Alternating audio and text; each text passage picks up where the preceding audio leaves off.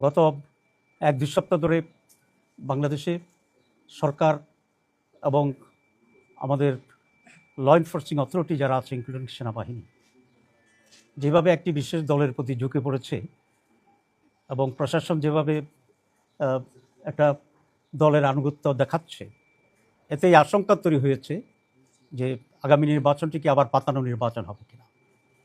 আমরা মনে করি এর ধরনের পাতানো নির্বাচন বাংলাদেশকে ধ্বংসের দিকে নিয়ে যাবে। আমরা ইলেকশন কমিশন, গভর্নমেন্ট এবং অল আদার ইনভলভ অথরিটির কাছে আবেদন করি তারা যেন এখনই এ ব্যাপারে নিরপেক্ষ হয় এবং বাংলাদেশকে সেভ করার জন্য তারা ভূমিকা পালন করে।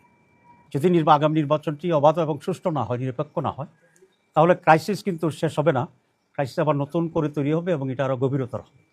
যে ইউরোপীয় ইউনিয়নের একটি হাই লেভেল ডেলিগেশন আজকে আমির জামাতের সাথে সাক্ষাৎ করতে আসছেন এবং সেখানে ইউরোপিয়ান ইউনিয়নের ডেপুটি চিফ যিনি ছিলেন তিনি এটাকে লিড করছেন এবং বাংলাদেশি ইউরোপিয়ান ইউনিয়নের যিনি অ্যাম্বাসেডর তিনি এখানে উপস্থিত ছিলেন।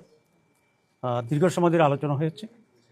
আলোচনার মূল কনসেন্ট্রেশন ছিল আগামী নির্বাচন, তারপর অবজারভার পাঠানোর যে বিষয়টি এবং একটা এগ্রিমেন্ট করা বাংলাদেশ এবং ইউরোপিয়ান ইউনিয়নের সাথে, রোহিঙ্গা ইস্যু, এই সব কিছু মিলেই আলোচনা হয়েছে।